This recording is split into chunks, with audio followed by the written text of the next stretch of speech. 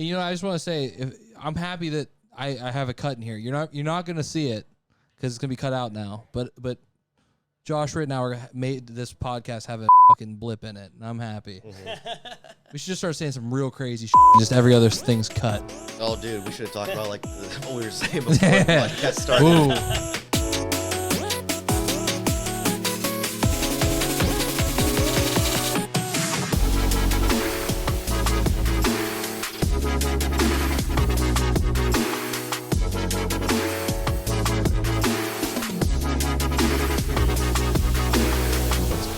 Audience for the first time.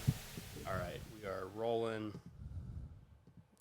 All right, guys, welcome back to the Black and Gold podcast. This is episode 5. It is the morning of the Raiders game. We're getting ready to go up to O'Sullivan's to watch the game. Me and Big C. This is a very special episode. One of my longtime friends, David Joshua Ritenour, also known as Rit, right here on the set with us. Second guest we've had on the show, technically third. We had the episode that didn't air because of technical difficulties, but so you're the second guest as of right now. So welcome to the show, man. I'm happy to be here, guys. This is great. Yeah, way better production than me. You're one of the forefather guests for this next biggest sports podcast in the world. Yup, that's well, true. Remember me when you blow up, because 100%. Well, we definitely will. So I started telling Christian earlier. So probably 2-3 years ago now. I was on your podcast. Yeah. We recorded it sitting over at that table right there. And you were one of the very first people that ever told me, like, hey, you should get a podcast. And to be honest, I didn't really think anything at the time. Like, I thought it would be cool, but I didn't really think it was realistic. I didn't think it was something I'd ever do. But, here several years later, here we are. You're a guest on mine. So first off, thank you for the of course, man. The motivation and the having me on your podcast. A couple years ago, routinely off topic. But yeah, awesome to have you here. So you do stand up? Yeah, it's official now. Yeah. Tell us a little bit more about that. How did you get started? What made you say, "Hey, I'm going to do stand up"? I think it's the classic depression. The heck out of me. It's depression. Okay. So I quit my job in October. Clinically depressed? It's like it's kind of like clinically depressed. It's like I'm like a special needs depression. Like my therapist says I'm high functioning. Okay. So that means like she doesn't need to put me on medication or have to talk to me every week, but once a month I have to get in there. Like the best type of depression. Yeah. I want that to I don't want to be depressed, but if I want to be depressed, I'd rather I want to be good at it. I want to be good at being depressed. Oh yeah, I see it coming and I'm just this can't be the long down. I need to make sure that I can get past it fast. Yeah. And then getting on stage and trying to get validation for jokes was definitely a good way of going about it. Mm-hmm. But yes, so October 2020, I quit my job. Just straight asshole bosses, straight corporate America stuff. They're all jerks. Oh, yeah. You were working in accounting, correct? Yeah, accounting, finance, corporate America. Really? And then they actually set me up. They cornered me, basically. They took a couple things I did wrong and wrote up a gigantic thing of saying how I was the worst employee that they basically had. They cornered you? Cornered me you're either that's sexual harassment, dude. I wish. I wish I would have gotten sexually harassed instead of emotionally harassed. Yeah. That would have been. When you say they put you in a corner, it sounds like they put you in a corner of a wall. Or are you just being metaphoric? It was a little bit metaphoric, but also they called me into I take things literal. It's okay. It's a senior director. People say it's chilly outside. I think it's actually raining chili. What? Raining chili. Cloudy with a chance of meatballs. Yeah. No, I was you were Wait, did you say? What did you just say? Cloudy with a chance of meatballs. I thought it was with a sense of meatballs because you sense everything. Well, no, someone told me a long time ago. It was it's chilly outside. I was like, for real? It's chilly outside? Well, it's ironic that when it's chilly outside, you eat chili typically. That's a seasonal kind of thing. Yeah. I don't know. But I literally thought it was raining chili one time. I got excited. How disappointed were you? I took a bowl out there and I was like, this is waiting. But might or might not been on drugs. Yeah, drugs are good for you. Remember that, kids. But so they cornered me in the sense of we had to go into a senior director's office. They sat me down and they were like, "This is why you're the worst employee." I said, "Horse shit," and they basically said that it was either I'm fired or I quit by Monday. So I'm not. Oh, it was that quick? Well, I had to sign a piece of paper agreeing that I was a piece of shit, and I was never going to do that. I have too much pride. Yeah. So I quit my job, went into the deepest probably depression I've ever had in my entire life. Never suicidal though, just run of the mill, just sadness. Life's great. I mean, we all have tough times, but life's great. Yeah, oh yeah, like I'll never be able. We all to have do our that. tough times and life's trials and tribulations. But I mean, in hindsight, you think about like, well, it sucks right now, but I'm here. Life's still pretty good. Yeah. I mean, it's better than no life. Tell us more about like how you got to stand up though. Oh yeah, you use that to deal with some of your depression and like just being able to express and talk about anything pretty much. Yeah, so we us hanging out, I've always would talk about how much I wanted to do it, but like getting past that like depression and like just going, okay, what am I going to do? Because I hated accounting, I hate finance, I hate corporate America. I have to do it to make money, but like what do I really want to do? So then I was like June 1st, I'm doing stand up. Like I don't care. I'm diving headfirst into this thing and just like went to Scarpazi's in Mount Washington and got up there and I think I did okay for my first time and then I was like, I guess I'm doing this tomorrow and good. And how many days a week do you do this? Anywhere between like 2 to 4. That's a lot. I mean, just getting up there and having the guts to like have content to like do stuff, basically improvise in front of people, Yeah. How much of your sets that like doing it now? Because you're so how many times have you gone up? Do you know how many in total? Probably anywhere between 25 and 30. So how much of your set is planned compared to improv when you go up? So I don't plan like my set. I'm like a lot of people just go up and they have like all of the topics written down of like what they want to talk about. I do that sometimes, but then I catch myself just saying screw it and doing like whatever I want to do in the moment.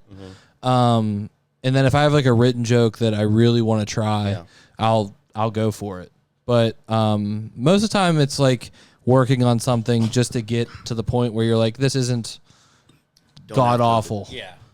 Like I went up and no one said a word. I don't think I got a person make an expression even, and that was painful. But you know what? That's better than having tomatoes thrown at you or having somebody boo you, to where you're literally so horrible that like people can't even stand to sit there while you're up there on stage. At least people like sat there and like were like and just kind of disregarded you. They weren't like, we hate him. To be a devil's advocate on this, I would prefer to actually be booed. Really? Why? Because I'm making them do something because of me. I can handle a boo. I can handle a heckle. Like, I mean, like heckling's weird because if they come with a good one, you're just like, but, and you're like, hey, you got me good. Like, that sucks. But if it's like a real nice jab and you can get one back and they're like, shut up. We did take Christian's temperature this morning. He's under 100, so. I'm under 102. Bad allergies. So don't mind me. Listen to the man of the hour.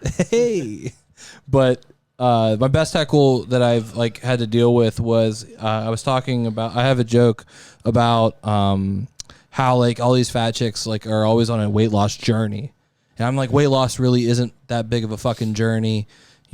Fly to Kabul and come back. Like that's a real journey. Yeah. And the guy just walks up. He's like from me to the camera away, and it's just like, "Where's Kabul, bro?"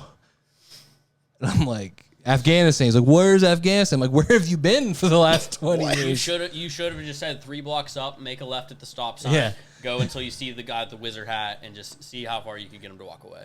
Well, I wanted to rope him in because like I had the bar like listening to me, but like he was front and center, so I had to like take him for a ride. So I put my arm around him. I told him a story about dealing with some light racisms back in my hometown, and it worked. And he was just cackling and like walked off. And I'm like, okay, I combated that guy. Yeah.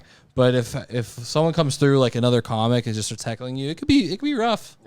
Yeah. I feel like that's one of the hardest parts, or like one of the most important parts of somebody being good in comedy is just being able to react in a funny way or in a combative way, depending on the comedy circumstance. You know what I mean? Yeah, and that comes even down to your jokes. Like a lot of my premises that I come up with, I just work them out there.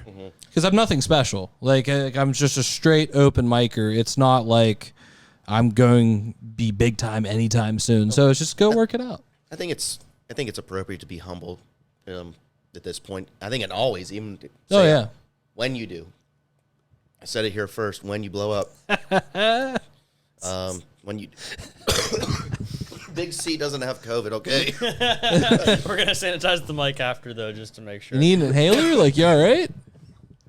It would happen. Like I didn't cough at all when we were like setting up, and like when we're doing it now, like my chest just doesn't want to stop like heckling me.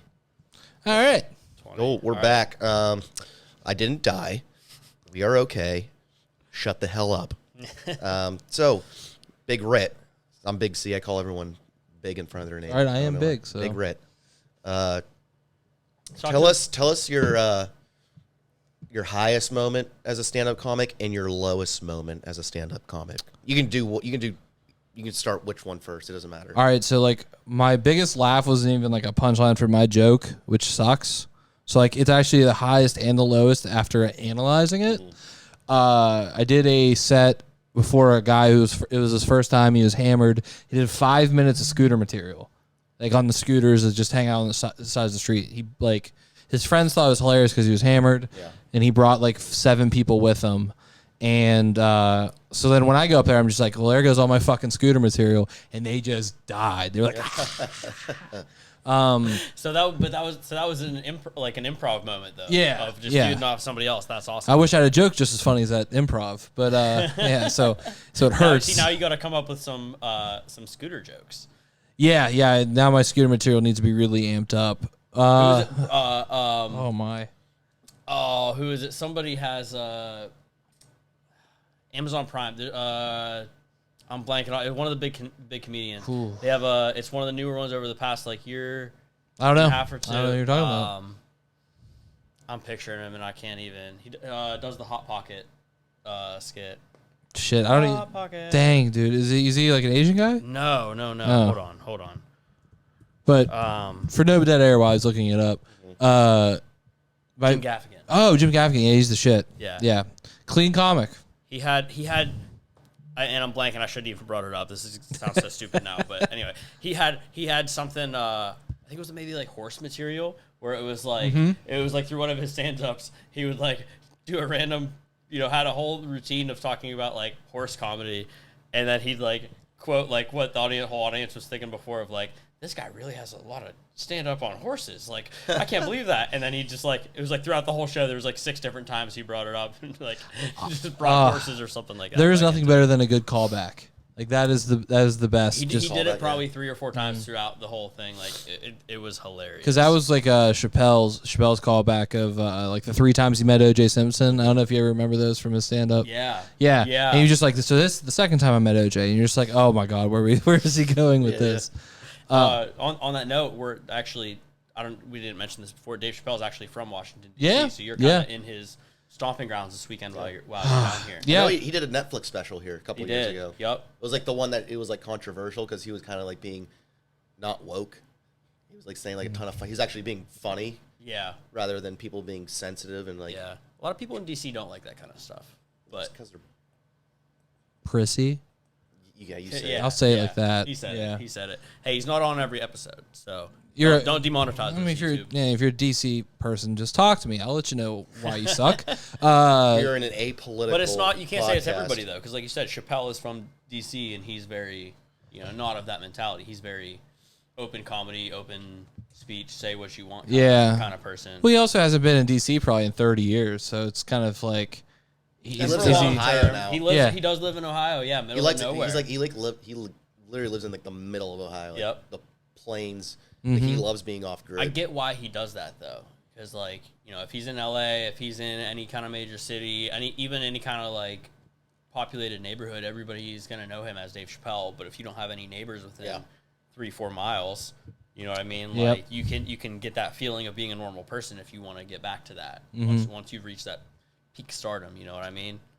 Luckily though, I do have I'm starting to establish some friends out in the comedy scene in Pittsburgh. So when I said I was going to DC, they were so I didn't mean to cut you off. Right. So we also want to have on Matt Light. Do you know who Matt Light is? Yeah. It's kind of like he's probably he's established himself as a Pittsburgh comedian. I don't know if he's gotten out more so like into the national scene. I think he has a little bit, but he's talked to us both a couple times on yeah, Twitter. he said he would come on our podcast, but you know him? No, I've never met him personally. I've met him personally like through being like a fan. Like I've went and watched his stand up and talked to him after the show. I was like, hey, that's great. Like you know, love your shit. Like it's great.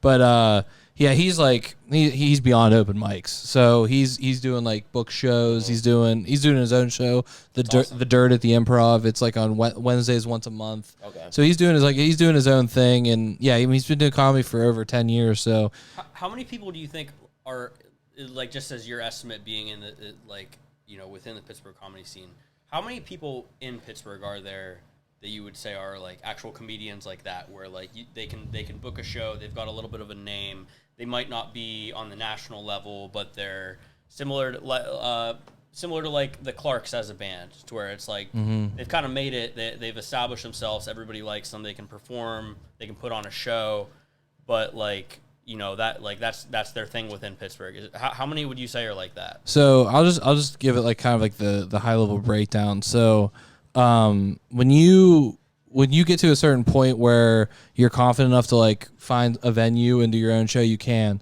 Like one of the guys that I do stand up with, Adrian Ashmore, he's his own show in West Virginia. And and he's done some booked work, but like it's not the Improv, but he's doing his own thing. So like there's that level of book show, and he can charge $5-10 a ticket, and it goes to all the comics, and it's kind of like it's like a non-famous level way of going about it, but it's not like you wouldn't get famous in Pittsburgh because of it. So then there's probably about 10 people I would say that are in at the Improv that like I know, and then a couple I haven't met yet. But that's like the goal is to like go up to the Improv. Yeah, and then you like this guy named Seneca Stone. He's been at some mics. He's really good. So do these like do the I guess the event coordinators or the people that like book like the shows at the Improv? Do they go to these open mics? Is that what they do to find new material, like new people, or so what's going to be your in to get a book show at the Improv? So Pittsburgh's way different. In different cities, they'll actually have like open mic nights. They'll do like real like ways to like have the open micers work their way into the like the comedy club there in their city. But when it comes to Pittsburgh, the other comics that are established at the Improv will notice you and then like kind of bring you in. So you just want to get good enough at the mics to like get booked work, and then once you get booked work, I'll be like, oh, this guy's getting booked, and then you'll get a shot eventually. But Pittsburgh, I would say, is probably not like the scene to like make it. Like you can get established, like like I was gonna say, Seneca goes up. I've watched Seneca's 15-minute host set 3 or 4 times this year. How would you say, when you say make it, like what's the course of action? Like just like what you did, you come to other cities, like, and then you get more exposure to maybe new fans, more people know you rather than just Pittsburghers, or would you be like, no, I actually just have to move to LA and just tough it out with a million other people that want to be actors, stand-up comics, musicians, or so I kind of like the old school mentality of just you have to go to the right cities. Yeah. But at the same time, you can do it anywhere. I mean, with TikTok and Instagram and everything, you can get your name out there. But the opportunities lie in New York and LA. And then there's kind of like the medium hub cities of like Chicago, Nashville, like Philly. Philly has a huge scene, so you can just kind of go to those scenes, and like my goal is to like work my way to a medium sized scene, and then go up to a like New York or LA. Okay. So so you just said what, like so what, New York, LA, Philly, Nashville's big, Chicago's big, yeah. Okay, so my advice to you, like from what you just said right there, what I think you should do, plan out like over a year's time, like go to each of those cities for like a long weekend, like a Thursday to Sunday, Friday to Sunday, and like try to find ahead of time like just open mic stuff, and go there and just like do stand up, meet people, talk to people, and like plan it out, because obviously you've got a life, you can't just, you're not just gonna go live on the road, but plan it out over a year, just like make connections in all those cities, and then like every 2 months or something, go to one of those cities and like do stand up and just kind of get your name out there, meet people in each of the cities. Yeah, so there's one guy that I've been like hanging out with. Shout out Izzy for real. Izzy for real? Yeah, he's a great fucking stage name. Is he for real? Yeah. Oh. What's his? Do you know his Instagram name or YouTube page? I think it's all at Izzy for real. At Izzy for real. Yeah. Nice. Like for real. Yeah. Number 4. Nice. That's Yeah. cool. That's awesome. Shout out Izzy for real. But yeah, so he's actually doing a comedy class on Tuesdays. It's like 2 hours, and like it's really cool. Like they start making you think about different things that open micers don't really think about. Yeah. But he was like, we should go to different cities and like get pop up and like network a little bit and just do stuff like that. And then some people moved to Chicago like that he knows, and then I know a few guys in Philly. So like, well, yeah, you just kind of start a network, and then kind of just try to branch out. It's kind of like music theory, but comedy theory. Like like the yeah, there's definitely a process of like going about it, because some people just like go, I'm gonna make it in Pittsburgh, and it's so do you think you're always going to stay in Pittsburgh? No. So you told me that several years ago. You wanted to like go to a new city specifically where you didn't know anybody to restart. I don't know if that's still what you're thinking, but I remember you telling me that at some point that like you had that urge to go to somewhere new. My goal now is to like go where the comedy's at. Okay. So right now, like my current goal is just to get anywhere close to a really good 5 minutes. Like that would be great. Like a good full 5 where I know that there's chuckles in it would be phenomenal. Like I have premises, but I wouldn't say that they're there yet. And then once I get comfortable with that, maybe even get up to like a 10 or a 15, which would be like probably another 2 years, then move to a medium-sized hub, network that way, get my name out there some more, and run into some people hopefully. And then the final step would be in a couple more years after that, like try New York. Like I want to kind of like rock E-Train of like, the fight day's tomorrow, but I at least want to be able to say that like I've trained my whole life to be at the spot. You're gonna go 15 rounds with Apollo Creed, no doubt. Absolutely. What was the show? So you've we've been friends for a long time. There's been multiple times you've come and stayed here for a weekend. But a couple of times there was a show we binge watched about the one comedian. Crashing. Crashing. Yeah. I Yes, love Crashing. that was it. Yeah. I watched it. That's a funny ass show. It's a hilarious show. He's like best friends with a dude that banged his wife. Yeah. Oh, it's crazy. It's so crazy. But have you? I was gonna say, have you had any thought of going down that route, not of having your best friend bang your wife, but of going? Well, they weren't best friends at first. Living outside New York City, and kind of like commuting in and just trying to like go to all the clubs, do stand up, like try to make it that like, is that something you want to do, or do you want to do a different city outside of New York, or like? So like the initial plan would be, it's like I want to go check out Nashville for sure and just kind of hang out there for like a week or two and see what that's like. But I would rank like the cities I would want to go to is either Philadelphia, Chicago, and then Nashville. But then like Philly's cool because you're like an hour and 15-minute train ride to the city, so you can book technically New York work and then be able to get there. Yeah, right. Yeah, so it's like it's not completely unreasonable. The other cities, I'm sure they have like big scenes, but like how you're not in tap with New York, and New York's like the difference between New York and LA is so apparent that like I'm a New York guy. I could already tell. Like I'm not like my friend Izzy. He's not. He's an LA guy. Like he's about social media. He's about the performance, the work, like of like everything he's doing is like grandiose. Me, I'm just like I want my comedy to be great. That's it. When it comes to social media, I don't care.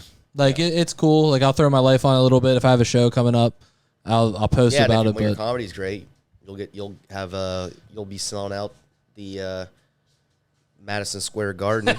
MSG, and you don't even have to worry about doing all that bullshit like social media stuff. You're like, $1 million a night. All right, here we go. If I could, I told my girl this. I'm an optimistic person. I can tell I'm not. So we're great for each other. If I can make $30,000 a year, which is nothing by any sort of job standards, in doing stand up and just traveling around, I would probably do that over my current job. Just because I know I'd be happy. Well, see, the only thing about that, if you're making that, you're gonna have to cover all your like living costs and living expenses on your own. So like, and that's, I mean, even for somebody who has a normal job, if you're having to pay for like, you know, hotels every weekend and that kind of stuff, like that can add up. Oh yeah. So I mean, you should. I don't know. I feel like you would be great doing something like that where you could make some kind of money like that, but and like doing getting some kind of like part-time remote gig where you can you know, maybe work like 20 hours a week doing something from your laptop where you don't have to be somewhere and you know, it's on your way up, you know what I mean, until you get to that point. But I feel like that's how most people make it, because it's like most people don't just start making you know, whatever their big thing is, like whether it's making music or like whatever, and like you just start fully supporting yourself off that. Most people have like that grind and the come up where you got that part-time gig, you got that you know, balancing where you're starting to make it, but you also got the 1 foot in like the grind, the hustle of like, you know, scrapping by. So I think you should definitely at least consider something like that. Oh yeah, but, like, so I was talking to another comic who's been doing it for over 30 years. Shout out Wolfie Comedian. Yeah. Is he Pittsburgh? Yeah, he's Pittsburgh now. I think he did. Okay. He said he wrote I don't know if he was joking, but he said he wrote a Broadway show and it was on Broadway for a week. So what? What did he say the name of it? I know. I was just like, okay, like that's sick. I don't even know what to say. But he was like, yeah, you know, like I have an accounting degree, so if I use my accounting degree, I can make at least accounting money. So then I can, he's like, you could use that to fly to Kansas City and do shows there for essentially free because you could just pay for it. Yeah, 100%. And then that's what Tom Segura did. Yeah. He went to every like comedy club in the entire country and did shows for free. He was like, I'll just do a weekend, you know, if you want to pay me, fine. If not, fine. And established the network with his like the booking managers at all these places. Now look at him. Like 100%. It was and he's a straight road dog. Like every weekend he's out doing stuff. So to go off, this is perfect spin-off from road dog to shoe dog. I know we've both talked about we're both sneakerheads. Yeah. We've been you know, friends over for a long time, but the book Shoe Dog by Phil Knight, who founded Nike, he did the very same thing, you know, the exact same thing when he was starting Nike. He went and got it. He had that dilemma of like trying to go all in, trying to figure out what to do, and went and got a CPA. So he was like, all right, well, at least I can work as a CPA and then like fund everything else I need to do to start Nike. Yep. And like obviously you can see, you know, they did pretty good. Both have Nike on right here. So it's so they've done pretty good. Phil Knight's not hungry, we'll say, by any means. But he can afford a nice prime rib at Applebee's. I would say he could do one or two of those a week and shouldn't have to think about it. Oh, most definitely. The cool story too is Bill Burr, when he started out, he said he made a jump as well. I think he saved up like, I think he said $100,000, and he was able to just be able to like eat spaghetti and like bread every night, and lived off of that, and lived in a like shitty apartment or slept on a friend's couch, and that's how he got his comedic start. Was he was able to do comedy all the time, but he had like $100,000 saved up, and he stretched it as far as he could. So that's not feasible in today's world. When that was probably like the 80s or 90s. Yeah, but spaghetti's still pretty cheap if you. Like, no, I mean saving up $100,000. Oh yeah. You need a lot of. That's why it's late. I'm just being critical, just because I live in one of the most expensive parts of the country. If I had $100,000, I'd be ecstatic right now. Oh, I mean, you have $100,000 in rent payment probably already. So that's. I probably have $200,000. Like this place. I love this place. Every time I come down to Arlington, I'm like, this is great area. It's beautiful. But definitely not the most ideal place unless you're like making like well over six figures. Like not just like 100, 150. Like you need to be making like $300K plus to like be living nice in this area. Yeah, if you don't like, I feel like everyone here should make six figures. If you're not living in Arlington, like you're commuting in. So, but I actually recently just got a temp job for 6 months being an accountant, and I got Annapolis. It's in Annapolis, Maryland. It's fully remote though. Oh, that's dope. Yeah, so I got Annapolis rates, which is amazing. Like I'm just this is new. You hadn't even told me about this. Yeah. Well, just started Tuesday, so I kind of yeah. So what I was saying about you doing something remote. Oh yeah, you were already way ahead of you. Already doing it. Here we go. Check. All right. Well, nice, man. That's awesome. We got to see how it works out first. Just because I need someone to be like, the dream is to find someone that's on the same page as me and be like, hey, like understand that this is like a paycheck. This isn't like because I always thought about this. Like white people, the way they get white people to work is that they like say really high level like football analogies. Like you need to be a team player. Hey, you just need to grind a little bit. You know, if you just put your head down and work, we can get through this together. And then you end up working 70 fucking hours a week and you're making $60,000 a year and you're like, where's my money? Exactly. And where's my time? And you wonder why you have a fucking midlife crisis. I digress. That's a pretty great analogy, though. Yeah. So great quote. you need to work that into some kind of. Was that a poem by James Joyce? Yeah, poems by David Josh Ritenour. That's what that was. Big Rit. Yeah, Big Rit. Big Rit. But yeah, so I just need to find someone that's on the same page with me, going, hey, like I'll put the work in, but like I have a life outside of work, which I don't think a lot of employers realize. They think like Monday through Friday, you just like work and go home. Mm-hmm. So you're like overly willing to just, break your back. Whatever they need to. Yeah. At the drop of a hat. Yeah, no, definitely. But you said this is part-time, right? It's temp. Temp. Okay. Yeah. Is it 40 hours or less? Well, I get paid for 40 and they're already starting to do the whole like, hey, if you got to work, you got to work. And it's like, but dude, why? Like why? I don't understand why you can't just get paid. Yes, I'm hourly. Okay. Well, I mean, if you're hourly, you should at least get paid for it if it's over. I would agree. Austin Lutz, Austin Lutz. Well, if they don't, I know. It's kind of illegal. I mispronounced his name in the first episode. So Rit is one of my friends from college who, my last name is Lutz, Lutz. Mm-hmm. But in college, it's and I blame Facebook because typically growing up, you meet somebody. You tell them your name and you say it. So they hear your name from you of how you say it, right? College though, you start meeting people, and it's like Facebook's blown up or had blown up at that point. So you're adding them on Facebook, and so people are just seeing it and reading out your name. So everybody starts saying Austin Lutz. Oh yeah, who I hadn't known my whole life. And so for the first 6 months of college, I corrected people and was like, no, it's Lutz, it's Lutz. And I think I might have found a solution. What's that? All we need to do is like put like an accent mark.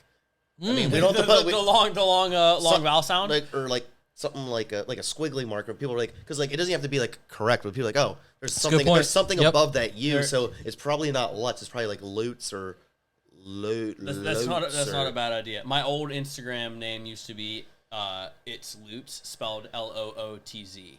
Mm-hmm. I like that. So that people knew it, but yeah, just because I said it was that in college, since I just had to say it so much. But all my friends from college, you're one of them for the well. I think it's changed, but pretty much everybody just calls me Lutz. It just says it because after I corrected people, they were just like, no, we're still just gonna say Lutz. So that's if that tells you anything about my friend group from college. Yeah.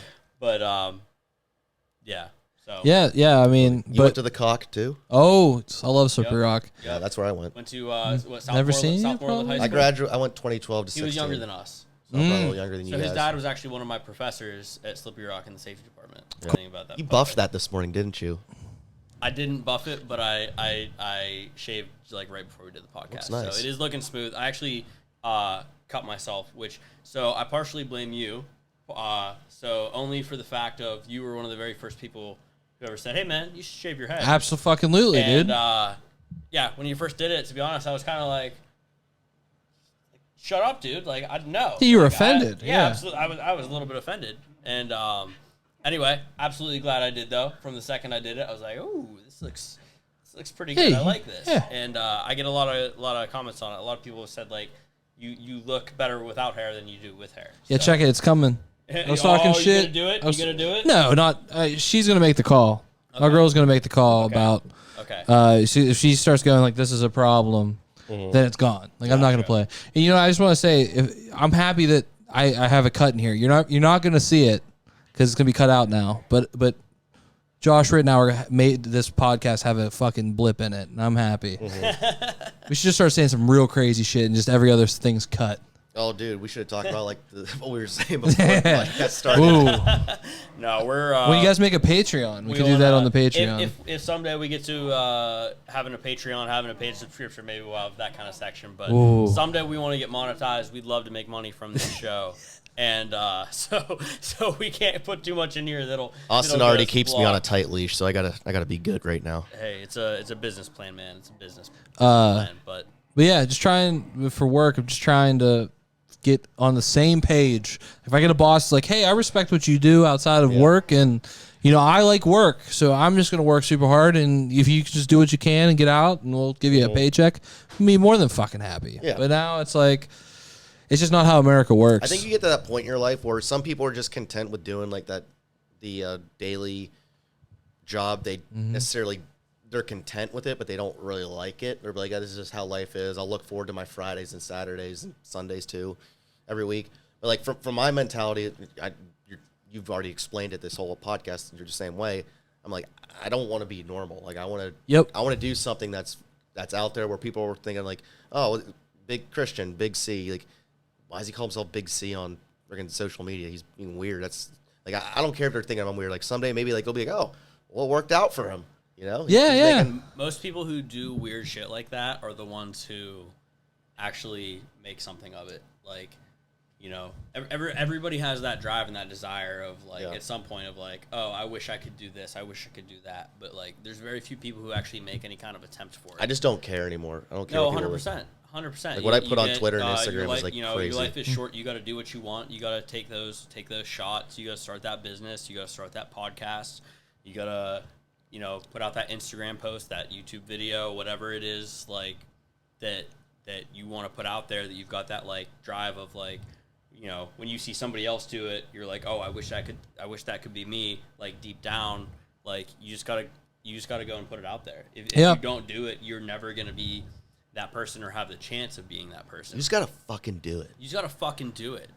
Well, and I'm big on that, but also I'll play devil's advocate here because it's a philosophical thing for me. It's you have to also realize that people don't have time because it's a complacency thing. It's like a red pill, blue pill type of deal. Where, like, the blue pill is just you go to work every day, you just grind it out, you have some kids, you're just providing for your kids and go. And then there's, like, the red pill of just, breaking out of the cycle and go, what more can I do? Is this everything? Like, my old finance director that I fucking hate, can't wait for him to go. Fuck you, dude. Yeah, dude. Suck. You know what? Unemployment's done. Suck my whole dick, dude. But... he had so much fucking pride in his job and like his power within that place, but he was a complete slob outside of work. So like when you're on your deathbed, you're going to be like, I was the greatest director. Like, and then no one even remembers you past the fucking next one. No. Like, I remember that guy. Oh yeah, he sucked. And that was it. So before we started recording today, Christian and I actually had a real similar conversation to this of like, this area specifically, like DC specifically, like so many people attach themselves to their job, to their career of like that, like that's who they are. And if they don't have that position, have that title, like inside of work, outside of work, like they're, that defines them. And it's just not a healthy mentality to have by any means. Well, it's just status. That's all they're going for. And any status that you can grab. And then the other people, it's both ends of the spectrum. They're like, those people are the power hungry guys that want to like control everything because that's what they have all their pride in. But then there's the other ones who've just essentially given up but didn't realize it yet. Like, if you worked in an accounting department for 40 years and you're in the same place, same title, just taking your incremental raises, you better be doing a hell of a lot outside of work that I don't know about, because if you're just doing that and then like going home and like watching the baseball game and going to sleep, I mean, I'm all for a simple life, but at the same time, you can't tell me as like a human in 2021, you're like, that's it. I mean, we're influenced by so many fucking things that like, you just want to be good. Oh, there's like, it's astronomical. You see it on, I mean, sometimes I think social media can be a positive and very negative thing, because sometimes people see people being successful and you're like, oh shit, like I should have done this 4 years ago. But like, and to be honest, like last couple of years, I've thought of that, and I'm like, you know what? Even though I'm 27, like fuck it, like I still have a whole life to live. It doesn't matter if I'm 30, 40, or 50. Like I'm just gonna keep grinding and doing like stuff like this, and maybe I've always wanted to like put content out there and like be funny in front of people. That's like something I always wanted to do. I mean, I picked a good career path. You know, I was like, you know, trying to, I guess, the safe route. Yeah, where yeah. you're just getting a job, but like same way. Doing it for 5 years. I mean, you know what? We don't even know what's after this life. So like, I'm just right now. I'm just like in a fuck it mode and like let's just go after it. How old are you? Another great thing to like think about. Everybody here knows who Gary Vee is. Everybody knows how big of an impact he's had. You know, on people and just on the internet. Gary Vee didn't start doing anything with putting content out until he was 32 years old. Mm-hmm. It's like all three of us sitting here are under 32 years old. I'm 30 at the oldest here of the three of us. So it's like he didn't even start that until that point, and he's had how much of an impact to where you know, he's got how many his net worth is how many hundreds of millions. Like, you know, so like like it happens. You know, people can do it, but you've got to put in the work for it. You've got to you just got to actually put stuff out there. So like what got me back into comedy and like actually going for it too, and you guys can think about this for yourselves, is when I was 18 years old, I told myself I was going to be like the biggest like business person ever. Like I was like, I'll grind it out. I'll do late nights. I just want to be like a CFO or a president somewhere. Like this is my dream. And then I got to the game and I realized that people were overworked, stressed out. They're not getting the benefits. And like once you get to that point, are you really that fucking happy? So then when I quit my job and got super depressed, what got me through my depression was realizing I essentially killed my old self. Like all that pride I had in accounting and finance and being better than anyone there is gone. Like I have no fucking desire at all to just be the best accountant I could be. I'm just going to do what I do and get out of there. Now, when it comes to comedy, I want to do really great at it, but also at the same time, I don't have a whole lot of pride because it's a very hard thing to do.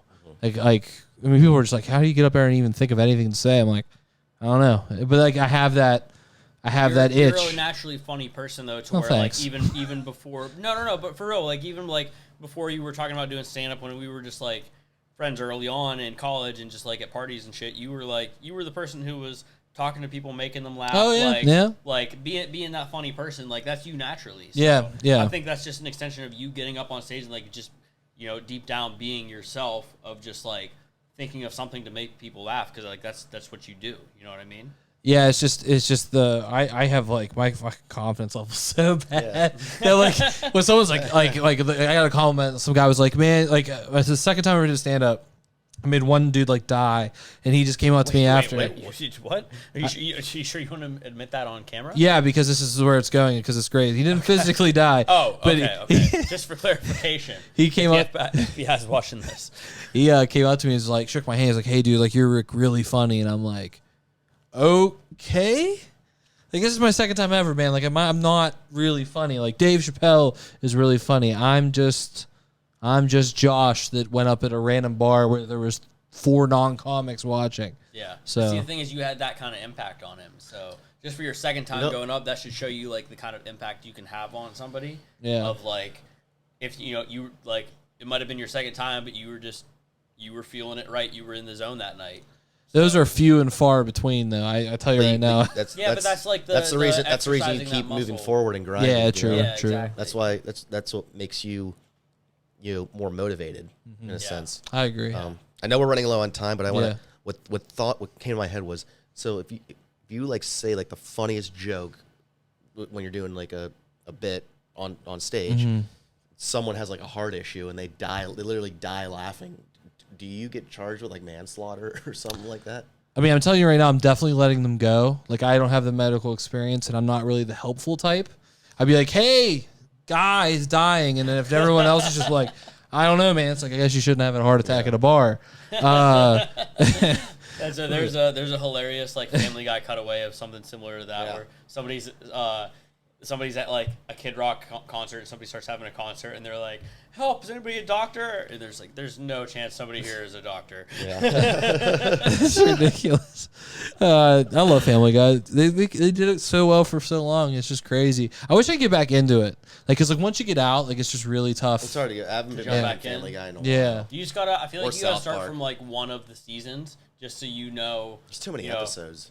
Yeah, there's a ton of episodes, but it's one of those shows you got to kind of have on in passing. Like when you get home from work, when you're just like making food, whatever, like walking out of the room doing laundry, what, like you can miss a scene or two, and like you're still gonna be good. You're still gonna get what's going on. Yeah. The Yeah, comedy because aspect each of scene is like an individual thing anyway. Yeah, Like the story exactly. itself doesn't really matter. it. Exactly. Even if Yeah. you see like one of the little cutaways, like you might laugh at just that. So it's like it's not like a Breaking Bad or something like that where like. You need to follow the plot line of it, and like that's why you're watching the show. You know what I mean? You watch it for those like little jokes and those little like that was great. Like that was really So, But anyway, All right. Well, thank you guys for tuning in. Like and subscribe at Black and Goal on Instagram. What's your Instagram links for your personal and your SoundCloud? so the podcast is now called Rit Talk, and Rit Talk, okay. yeah, switched it up. I have Talk. routinely off topic with two other buddies. Kind of dead at the moment. They're kind of all dead, but they're coming back. Making a bounce back. Hey. And you can go to my Instagram at Rit Keeps Talking. And October 10th, I actually have a plug. October 10th, I have a show at Willow Station in Castle Shannon. It's going to be lit. I don't know how much it's going to cost to get Did you in. say October 10th? Yeah.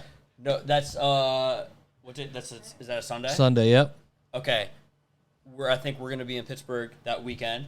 October 9th, Joe Rogan's in Pittsburgh. Yep, and then going to October that. 10th, Yeah. Steelers are playing the Broncos. Okay. I don't know what time your set is, but let's coordinate and plan that Yeah, out. it might be out. It's definitely going to be after the game unless it's a late game.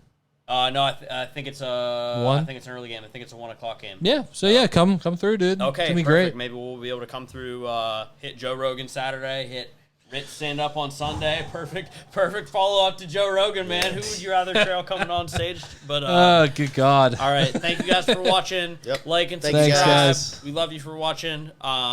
See you on the next one. see you next Woo! one. You complete me.